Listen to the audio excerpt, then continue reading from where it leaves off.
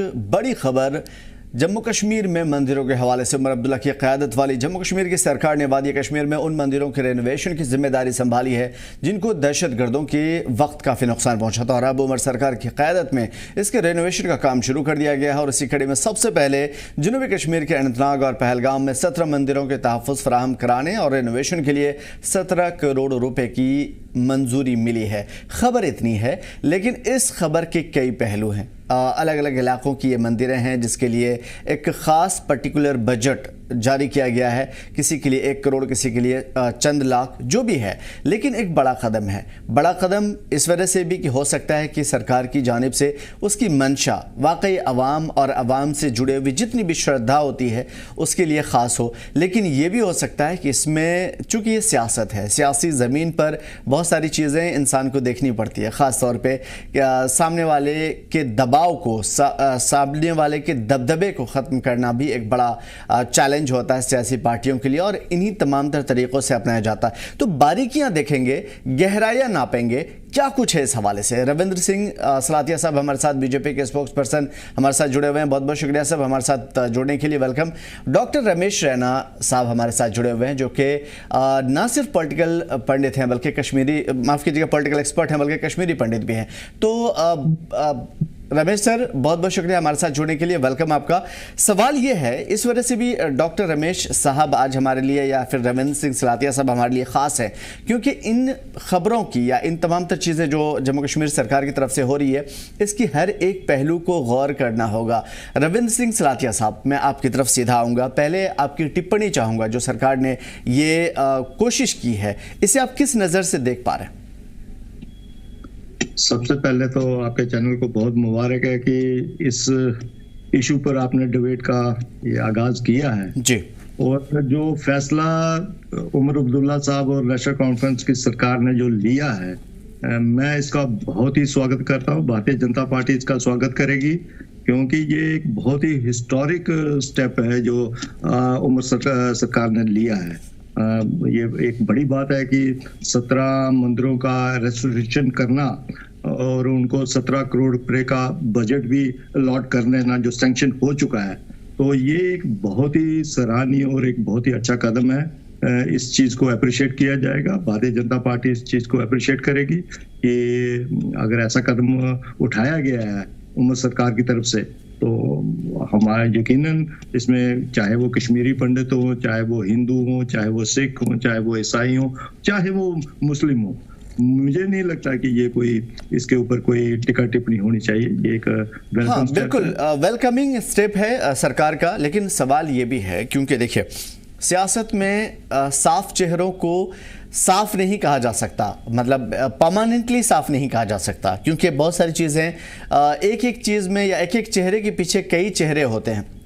सलातिया साहब, आपसे ही सवाल है मेरा, आपको नहीं लगता कि लॉन्ग टर्म में अगर इस तरह की सरकार की कोशिशें रही तो बीजेपी सरकार के लिए भी कहीं ना कहीं नुकसानदेह है जम्मू कश्मीर में कदम जमाना, खासतौर पर जम्मू में?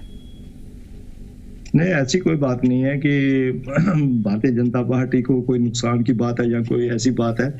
हाँ, यकीनन जब ये आज उमर सरकार ने जो फैसला लिया है इस समय, अगर हम 88 और 89 में चले जाएं तो उनकी ही सरकार में के माध्यम से जो कश्मीरी पंडितों का यहाँ से पलायन हुआ था, जो हालात उस समय बनाए गए थे नेशनल सरकार की तरफ से, और उस समय जो अलगाववादी जो ताकतें बढ़ी थी और उसके कारण वहां से उनको पलायन करना पड़ा। कैसे पलायन करना पड़ा, जैसे आप डॉक्टर रैना साहब यहाँ पर तशरीफ लाए हैं, उनको भली पता होगा कि उस समय क्या हालात हुए, कैसे लोगों को जाना पड़ा, कैसी कैसी त्रासदी उन्होंने सही है। तो ये अगर उन्होंने उस समय भी ये नेशनल कॉन्फ्रेंस सरकार के माध्यम से हुआ था, तो अगर आज सरकार इसको यू टर्न ले रही है और उसके ऊपर ये अगर उन्होंने ये कदम उठाया है, उन्होंने रेस्टोरेशन ऑफ टेम्पल्स का, तो ये हम कहते हैं कि अच्छी बात है अगर उनको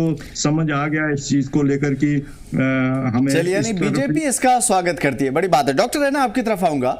क्या लगता है आपको, ये पश्चाताप है सरकार का जो प्रीवियस माजी में, पास्ट में जो सरकार ने किया था उसका पश्चाताप है?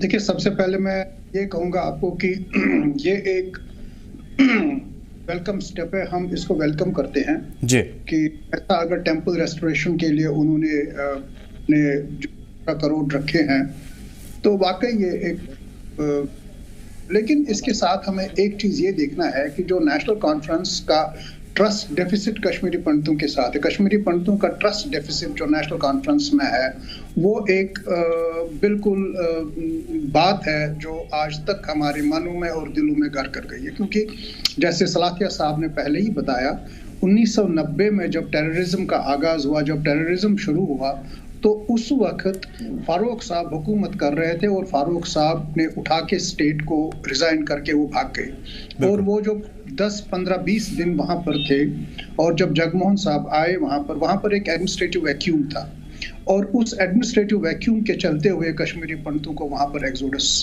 करना पड़ा। और ये जो एडमिनिस्ट्रेटिव वैक्यूम रहा वहां पर, ये क्यों था वहां पर, ये कैसे हो गया, इसके पीछे कौन सी ताकतें थी, खैर हम उस तरफ नहीं जाना चाहते हैं, लेकिन हम सरकार का ध्यान उसकी ओर दिलाना चाहेंगे कि ये एडमिनिस्ट्रेटिव वैक्यूम था और जिस वक्त उस एडमिनिस्ट्रेटिव वैक्यूम का फायदा उठाते हुए वहां पर कश्मीरी पंडितों का एक्सोडस हुआ, इसका बिल्कुल एक जांच होना चाहिए और क्यों हुआ, कैसे हुआ, ये पब्लिक के सामने आना चाहिए।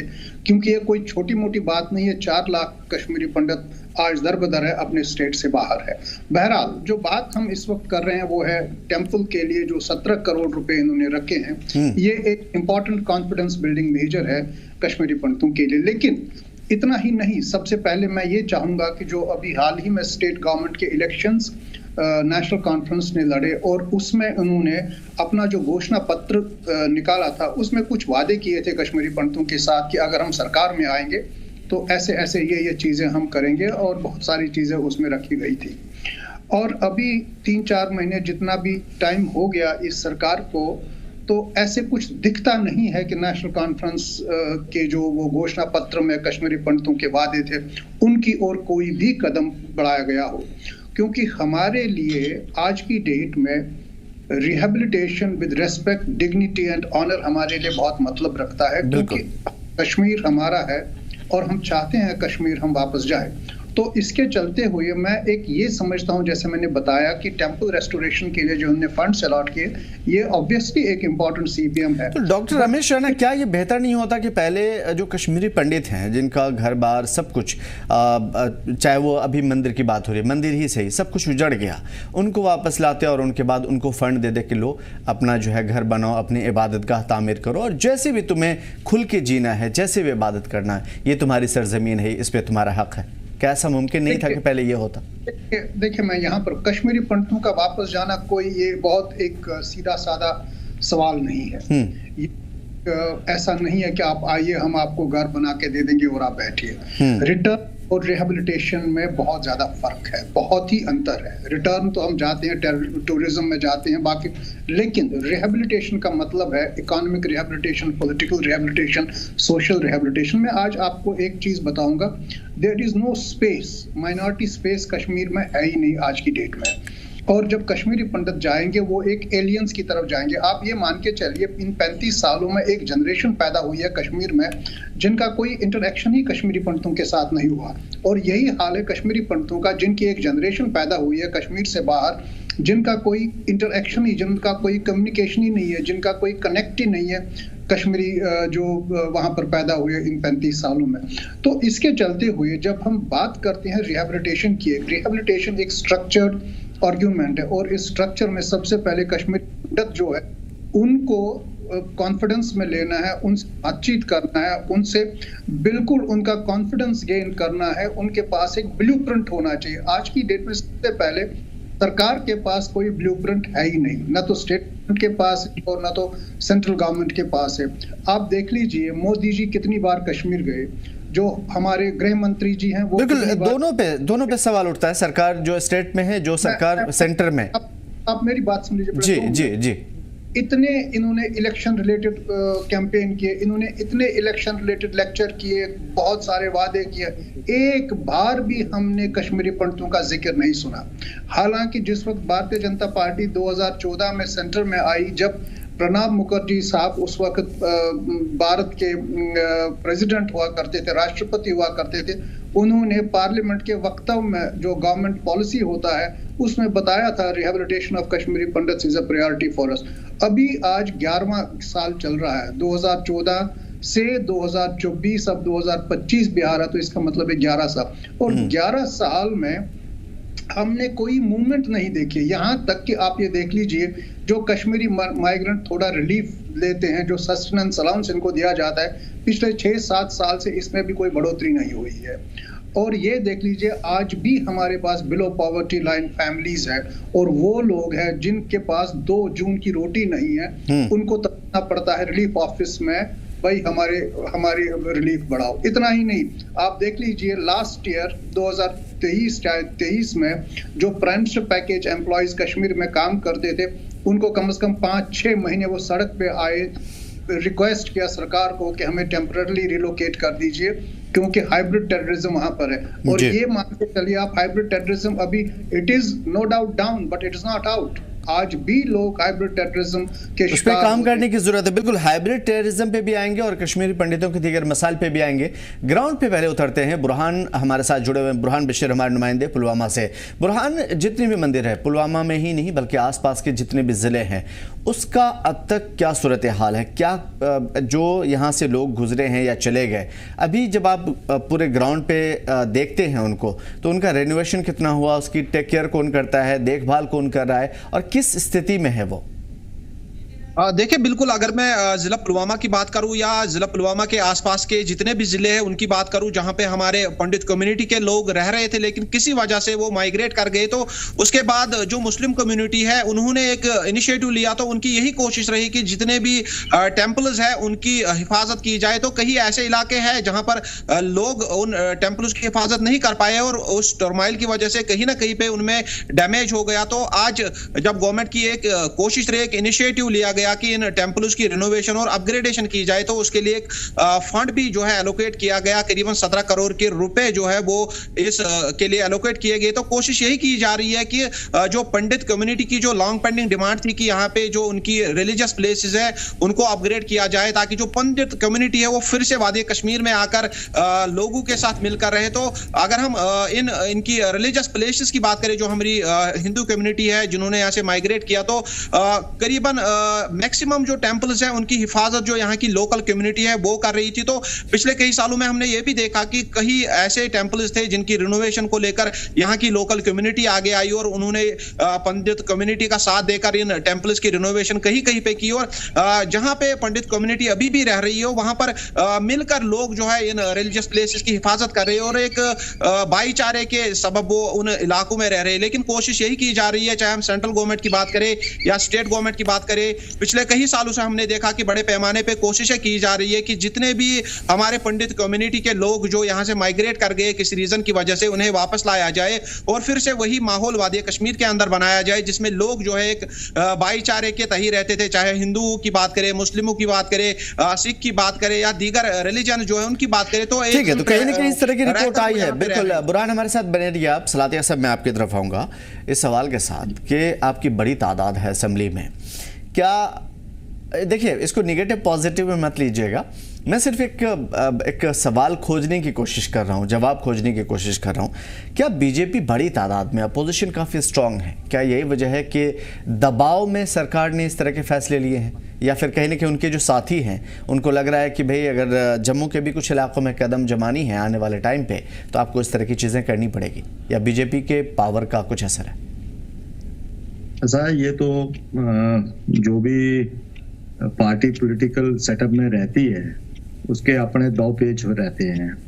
अब नेशनल कॉन्फ्रेंस ने किस लिए किया और क्यों किया ये तो नेशनल कॉन्फ्रेंस ही बेहतर बता सकती है, मगर भारतीय जनता पार्टी का जहां तक सवाल है, अपोजिशन में बैठी है और काफी स्ट्रॉन्ग अपोजिशन है। आपको मालूम है 29 एमएलए थे, एक एमएलए साहिबान स्वर्गवास हो गए, देवेंद्र सिंह राणा साहब, 28 एमएलए समय है भारतीय जनता पार्टी के और स्ट्रॉन्ग अपोजिशन रहेगी। आपने पहले दिन ही असेंबली में देखा कि कैसे शोर हल्ला हुआ उस चीजों को लेकर। यहाँ पर भी अगर तो जो कदम उठाए जाएंगे, जैसे अब ये रेस्टोरेशन ऑफ टेम्पल्स का किया गया है, इसको तो हम वेलकम करेंगे, क्यों नहीं करेंगे, हम इसका स्वागत करेंगे, मगर किस मंशा से किया है ये एक क्वेश्चन मार्क है। ठीक है दोस्तों, इस सवाल को जस्ट बदल देते हैं, दूसरे अंदाज से आपसे जानने की कोशिश करते हैं। क्या जिस तरीके से अफवाहें उड़ रही थी, बातें हो रही थी कि भले ही सरकार में एनसी हो लेकिन कहीं ना कहीं हाथ बीजेपी का है और एनसी दर पर्दा बसे पर्दा बीजेपी के अंडर में काम कर रही है, कहीं ना कहीं उनका एक बड़ा असर है। नहीं, मतलब सरकार बीजेपी ही चला रही है, सिर्फ नाम एनसी का। ये मीडिया की बातें हो सकती है मगर ऐसा नहीं है। क्लियर कट मैंडेट मिला है कश्मीर से, 42 सीट्स का नेशनल कॉन्फ्रेंस को मैंडेट मिला है, बड़ा क्लियर मैंडेट है। हाँ, यकीनन केंद्र इसके ऊपर पूरा नजर बनाए रखी है केंद्र, क्योंकि केंद्र ने अगर इस पे नजर नहीं बनाएगी तो आप भली भांति जानते हैं जो 10 साल पहले जो बातें हुआ करती थी कश्मीर में, जम्मू में, तो वो चीजें आज नहीं दोहराई जा सकती। उन चीजों को हमेशा केंद्र कभी भी ऐसा चीज नहीं होने देगी, चाहे वो अब जैसे अभी टारगेट स्किलिंग कुछ हुई है आफ्टर इलेक्शन, तो उसके ऊपर कड़ी नजर रखी जा रही है। आप भली भांति जानते हैं यहाँ पर 0 टॉलरेंस है मिलिटेंसी को लेकर। तो इस चीजों को अब ये एक अफवाह हो सकती है जहां आपका मीडिया में एक रोल हो सकता है कि उस पे केंद्र का इसके ऊपर ओवर शेडो रखा हुआ है कि ये शायद यहाँ पर नेशनल कॉन्फ्रेंस है और केंद्र इससे सर काम करवा रही है। ऐसा नहीं हो, यहाँ पर भी जो होगी क्लियर कट पॉलिसी होगी। हाँ, जैसे नेशनल कॉन्फ्रेंस ने 2014 से पहले जो रोल निभाए हुए हैं उनको कभी सहन नहीं किया जाएगा। यहाँ पर जम्मू का भी उतना ही ख्याल रखना पड़ेगा जितना वो उनको कश्मीर में रखना है, और जम्मू को भी उतना हिस्सा जो देना पड़ेगा जो पहले नहीं हुआ करता था, बैलेंस जो नहीं बनता था वो अब बैलेंस बनेगा, क्योंकि भारतीय जनता पार्टी ने हमेशा बैलेंस को बना के रखा है और वेलकम भी आप कर रहे हैं। डॉक्टर रमेश रैना भी वेलकम कर रहे थे एज अ कश्मीरी पंडित, और ये बहुत ही सराहनीय है। मैं रमेश रैना साहब आपकी तरफ आऊंगा इस सवाल के साथ। ठीक है, आपने इसको सराहा है, वेलकम किया, बहुत अच्छी बात है। सलातिया साहब भी अभी कह रहे थे, आगे किस चीज की और जरूरत है, सरकार को और क्या करना चाहिए? मान लीजिए कि हृदय परिवर्तन हुआ है सरकार का, एनसी का, मैनिफेस्टो से अलग हट करके, और सरकार ये चाह रही है कि सही मानों में सभी कम्युनिटी को बराबर नजर से देखा जाए और काम किया जाए, तो और क्या काम करने की जरूरत है सरकार को? एज अ कश्मीरी पंडित आप क्या सोचते हैं?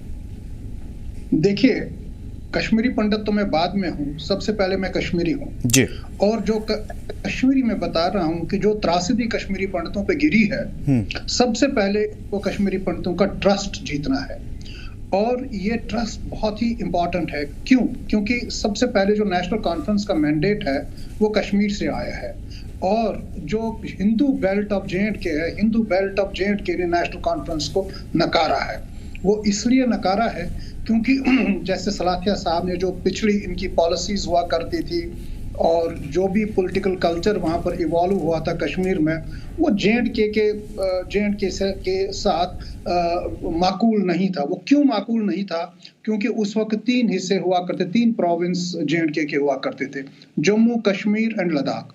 और जम्मू कश्मीर लद्दाख के चलते हुए it was a Kashmir dominated politics and Kashmir dominated governance, जिसमें लद्दाख भी आइसोलेट होता था और जिसमें नेग्लेक्ट होता था जम्मू भी खास तौर पे। तो इसके चलते हुए लद्दाख की हमेशा डिमांड रही कि भाई हमें अलग रखा जाए जे.एंड.के से, जो सरकार ने मान ली और लद्दाख को एक यूटी का दर्जा दे दिया। तो आज वो जो जे.एंड.के आज है वो जे.एंड.के ट्रंकेटेड जे.एंड.के, वो जे.एंड.के प्री 2019 जे.एंड.के नहीं है। इसलिए ये दायित्व तो है नेशनल कॉन्फ्रेंस का कि सबको साथ लेके चले, जैसे हमारे प्रधानमंत्री जी बताते हैं, सबका साथ, सबका विकास और सबका विश्वास। वो इसलिए है ताकि जैसे जम्मू में अभी भी आवाजें आती है इस वक्त, आज भी हम देखते हैं कि हमें डुगर प्रदेश दे दीजिए।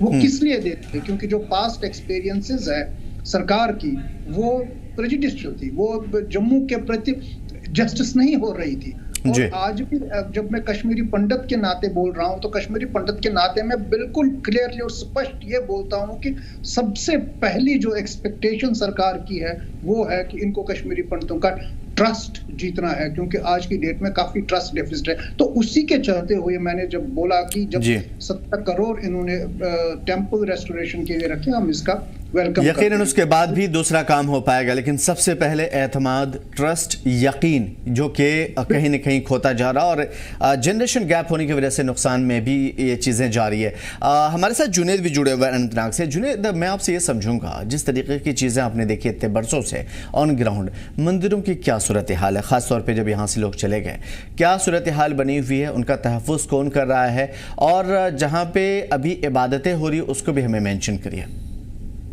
देखिए, सबसे बड़ी बात यही है, जब से 1990 में यहाँ से कश्मीरी पंडित कई रीजनों से यहाँ से चले गए, तब से लेके अभी तक अगर हम अनंतनाग की बात करें तो अनंतनाग में लगभग जितने भी यहाँ पे मंदिर है, यहाँ के मकामी लोग यानी मुस्लिम कम्युनिटी के लोग यहाँ पे इसकी देखभाल कर रहे हैं। कहीं कहीं पे तो रेनोवेशन भी हो गई है। ये इस वजह से हो गई है जब यहाँ पे हिंदू मुस्लिम सिख भाईचारा अभी भी कश्मीर घाटी में जिंदा है। खासतौर पर अगर हम बात करें अनंतनाग की, तो अनंतनाग में अभी भी बहुत सारे ऐसे मंदिर है जो 1990 के बाद 2023 या 2024 में खोले गए, इनके कपाट फिर से खोले गए, फिर से रीओपन हो गए, फिर से इनकी रेनोवेशन हो गई। और जिस तरीके से अब जो है सरकार की तरफ से 17 करोड़ रुपए अलग अलग मंदिरों के लिए जो है वो आगे टैम मोमलेशन मंदिर पहलगाम की बात करें, लुकभवन मंदिर लाड़कीपुरा की बात करें, या दीगर जितने भी यहाँ पे मंदिर है, तो उनके लिए जो है 17 करोड़ रुपए आ गए। तो यहाँ के कम्युनिटी के लोग भी बहुत ही ज्यादा खुश है। वो यही चाहते हैं कब हमारे जो कम्युनिटी कश्मीरी पंडित जो है फिर से अपने कश्मीर वापस आएंगे, और कब यहाँ से हम एक दूसरे के साथ गले मिलेंगे, एक दूसरे के साथ बैठेंगे। क्योंकि मैंने भी बहुत सारे ऐसे कश्मीरी पंडितों के साथ बात की, मैंने भी ऐसे पॉलिटिकल लीडर्स के साथ भी बात की, उनका भी खैर मकदम, वो भी खैर मकदम करते हैं।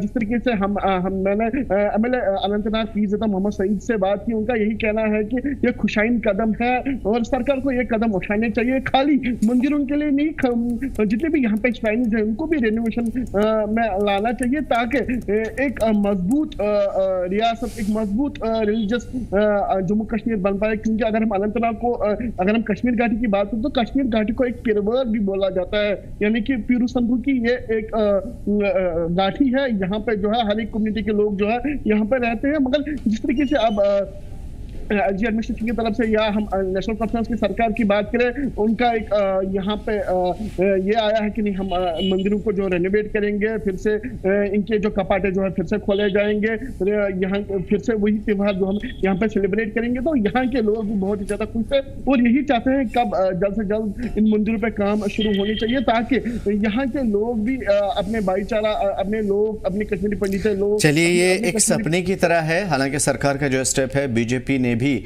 बहुत ही ईमानदारी के साथ इसे सराहा है, वेलकमिंग स्टेप बताया है, और जो कम्युनिटी है ख़ास तौर पे कश्मीरी पंडित या दूसरे दीगर मज़ाहिब के लोग, उन्होंने भी इस चीज़ को सराहा है। और सरकार की अगर मंशा वाकई साफ़ है, जो कि मैनिफेस्टो में नहीं दिखी थी, तो ये वाकई इस चीज़ के लिए हम सभी इस्तकबाल करते हैं और उम्मीद करते हैं कि आगे मज़ीद बेहतर इक़दामात किए जाएंगे, जिस तरीके से अभी डॉक्टर रमेश रैना और सलातिया साहब कह रहे थे।